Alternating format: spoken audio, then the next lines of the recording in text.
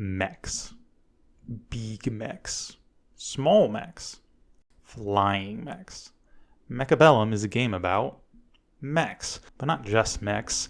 Bells. Strategy. So much strategy, in fact, I'd even call it my favorite strategy game. But I'm not what you'd call your average strategy game enjoyer. I've played my fair share of Civ 5 and 6, but that's about as deep as it gets for me. RTS games hurt my brain and my wrists, and 4X games are just a whole other beast. But that's why I think Mechabellum is genius. Even an impatient, pea-brained gamer such as myself can understand the basic mechanics and strategy and still end up getting hooked. It's the strategy game for the everyman. But that's not to say that the game is simple. It's quite meaty, in fact, and once you sink your teeth into it, pretty soon you're complaining about how marksman spam is OP and how the hell do I kill this fucking boat? So today, I want to talk about what Mechabellum is and why you should be playing it. Mechabellum is what is known as an auto-battler, where each player places units on their side of the battlefield so they can walk towards each other and partake in the age-old tradition known as war. You start out by selecting a starting set of mechs and placing them on your side of the field. You are able to see which units your opponent starts with as well, but not any of their other choices for the round. From there, you can unlock one new unit per turn, with unlock costs ranging from free to very much not free. Then you may purchase up to 2 units per round and may place them anywhere on your side of the field. But there's a catch. Once you place a unit, barring some exceptions, it is stuck there for the rest of the game.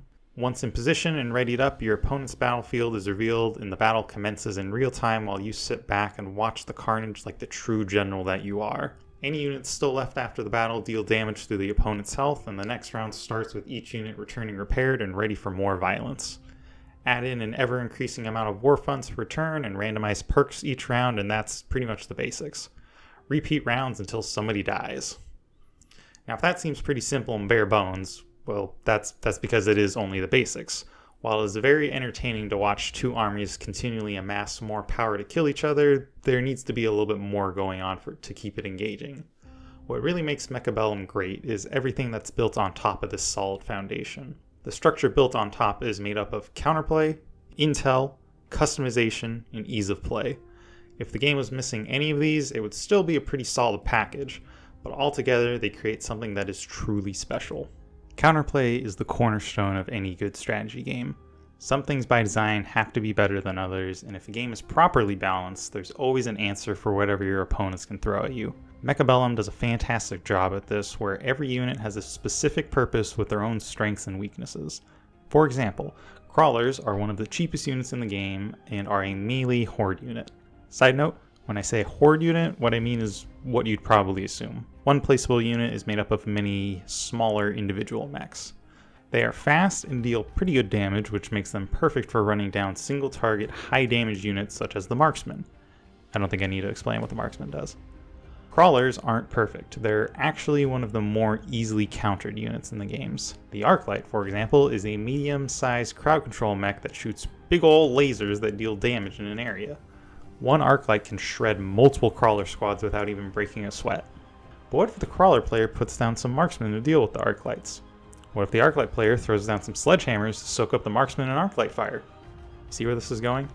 Everything has an answer, but it's up to you to figure out what that answer will be when your opponent is looking to do the exact same.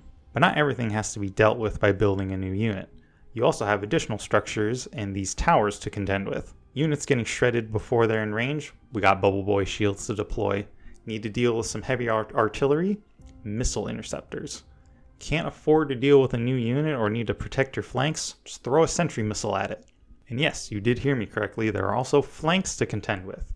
After round 1, the flanks open up in your opponent's side for you to deploy units on. This can be very handy at getting the jump on the enemy's backline or for targeting their tower. What's the deal with the towers? Glad you asked. Each has a set of upgrades to choose from, one being per round upgrades and the other lasting the whole match. But more importantly, these towers need to be protected, because if one of them goes down, an EMP blast rocks your entire army, giving them movement and damage penalty, as well as taking additional damage for 9 seconds. Now 9 seconds may not seem like very long, but trust me, it is plenty of time to watch your entire army get shredded to pieces. As you can see, this game has many layers. Like an ogre, And I'm not done yet. When it comes to war, proper intel can turn the tides in an instant, and Mechabellum also follows this principle. Barring the starting sets, each player has access to the exact same tools and information. Units, tower upgrades, skills, specialists, equipment, everything. Those last three are actually very important, so I want to take a moment to explain them. Specialists are army-wide perks you can acquire, skills are powers with a round-based cooldown, and equipment can be given to a unit to augment them in some way.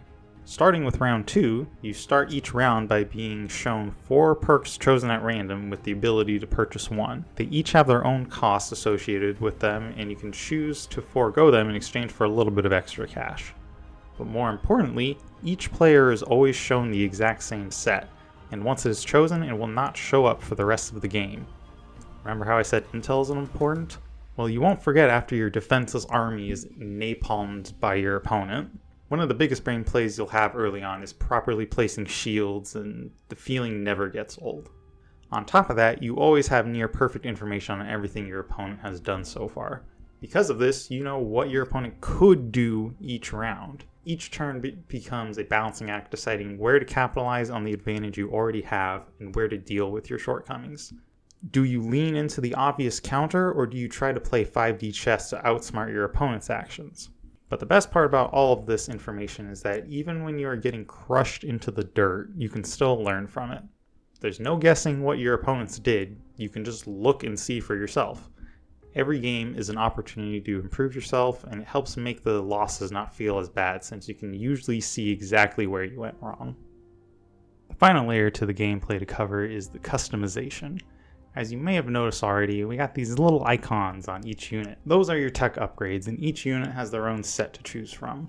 With the War Factory being an exception, you can equip up to 4 tech upgrades to a single unit, and these can range wildly in their effects. Some units like Fangs and Mustangs only have a few to choose from, whereas others like the Fortress and Wasps can be kitted out in completely different ways. Plus, many units have unique upgrades only available to them.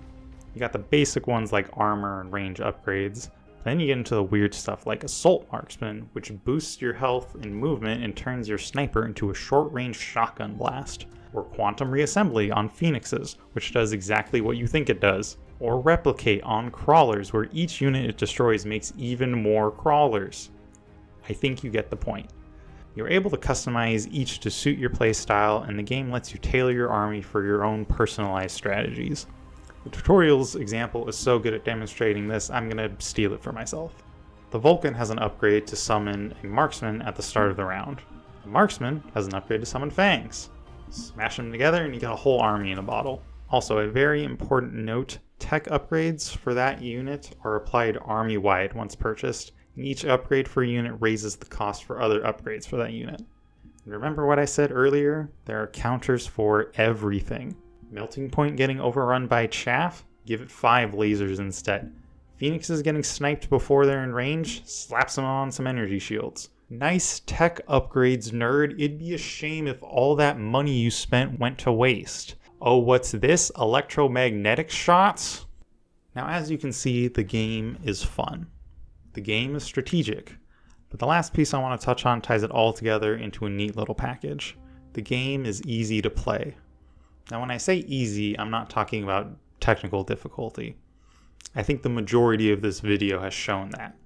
In this context, easy to play means the game is set up in a way that makes the actual act of playing it easy.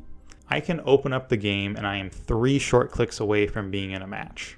Matches only last for about 7 to 12 minutes, so I can jump in and out as I please without having to commit an absurd amount of time. The matchmaking queue can be as low as a single person and you'll still get to play because you only need one to get a match in.